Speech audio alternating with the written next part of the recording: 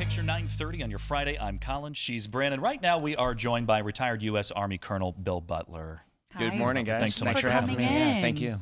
So this year marks the 25th anniversary of the September 11th attacks. And over these 25 years, we have taken this tragedy and turned it into a way to give back to our communities. So many people still feel very connected to that. It's hard to believe it's been 25 years. Yeah. But here in Columbus, we're going to see hundreds of volunteers get together and take that day as a way to give back to hungry families in need. So let's talk a little bit about this project going on, because this is all happening at the National Veterans Memorial and Museum coming up. Right. Talk to me about this whole project, how it got going, and why it's extra special to do it this year.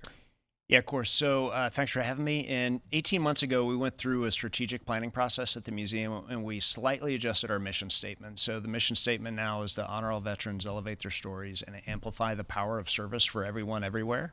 So the idea being, when people come into the museum, they see and hear stories of men and women who served our country in uniform. They took the uniform off. They still continue to serve their communities and give back in so many ways.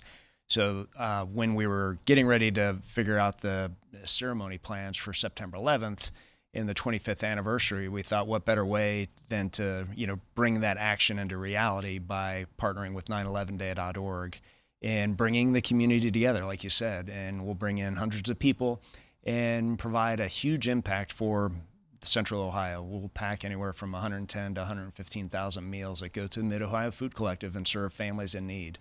And do you know in perspective how many families that will be helping?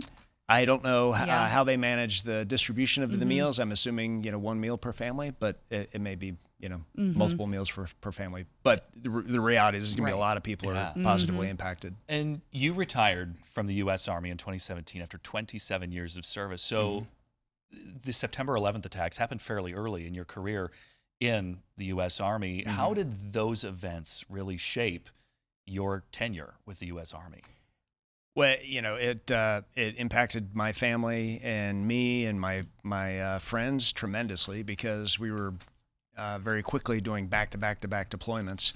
I myself, deployed to Iraq in 2003, deployed to Iraq in 2005, or Afghanistan in 2005, deployed again to Afghanistan in 2009. So it was just a constant churn of deployments and being away from your family, coming back, reintegrating with them, because it's disruptive. You're gone for 12 months, and your kids, and your spouse have got to get used to you being back in the house, and you kind of disrupt the dynamic that has been established when you've been gone. And so it's impactful for the service member, obviously, because you're gone, but it's also impactful for the family members, because their loved one is in harm's way. They're worried about them, and they come back and get reintegrated into the family dynamic. So September 11th, a huge impact for my generation of service members and veterans. And it's also really just a couple of weeks ago was the 5th year anniversary of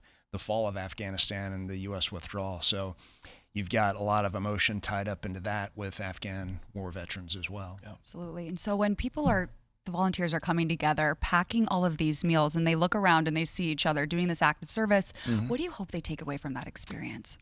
The previous ceremonies that we did for September 11th, everybody, all the elected officials, me and others who spoke, first responders, their comments fell into one of two buckets.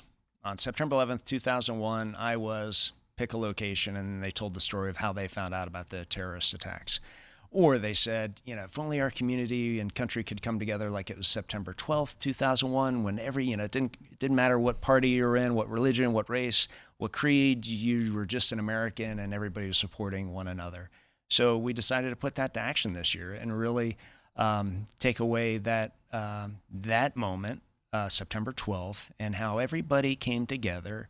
And it didn't matter who you were or where you were. Everybody was supportive of one another. So we want that same sense of camaraderie and selflessness to, be part of the energy in the museum on September 11th this year. And when it comes to that event, this coming September 11th, there's not really an open call for volunteers that's done, but there's still ways that people can show their support, come that day and help. Yeah, absolutely. So we are fortunate to have, great partners in the city of Columbus. So we partner with the city council and council member Day Ackhauer. So we're doing activations in the city of Columbus in 14 community centers 2 weeks before September 11th, 2 weeks after. So if people want to get involved and give back to the community in some way, they can come to those community center activations. We're also doing the same program with county commissioners. So we've got 4 activation sites within Franklin County, outside of the city of Columbus. So there's many opportunities in the month of September for hundreds, if not thousands, of people to come together and service to others. And there's a whole generation now that was not alive during 9/11. Mm-hmm. So hosting an event like this, a major volunteer effort, how do you hope this teaches that next generation that wasn't alive when that happened to realize the importance of it and realize the importance of coming together and pushing forward? You read a lot of stories and news reports about this, the younger generation having this lack of connectedness, and, friendship circles are really small and non-existent because everybody's on their phone and on social media. And so this provides one way that people can get involved in their community. Friends can come together and support these activations, and really learn about the importance of camaraderie and human connection and giving back to others, and how it makes you feel good. It makes that person who's the recipient of whatever that act is feel good, that somebody thought about them and is taking care of them, and it makes that person who's doing that act equally feel good because they're helping somebody in need. And this year is probably an especially good year for these younger folks who don't have the recollection or weren't even born at that time to take that time to learn, because not only is this going on, but there's a number of events and remembrance ceremonies, all sorts of things going on all across not just Central Ohio, but the country for 25 years. Yeah, absolutely. And, we're fortunate Columbus is a very giving community. And, we talk about the Columbus Way and Columbus Partnership. And it really is true. Everybody comes together when there is a need, and there is a need. So we're fortunate to be able to partner with Mid-Ohio Food Collective, 911day.org, and others to do this and help the community. All right. Anything else happening at the Vets Museum that you want to let people know So about? September 12th, we're doing a Ruck and Remember. And so it's an easy 5K walk. It's free for people to come, but we'll have along the 5K route, just moments, veterans from Afghanistan and Gold Star family members will talk and share the story of their service, their loved one, just as another way to educate the community and bring people together. Well, thank you so much for your service. Yeah, it's my honor to serve. Thank you.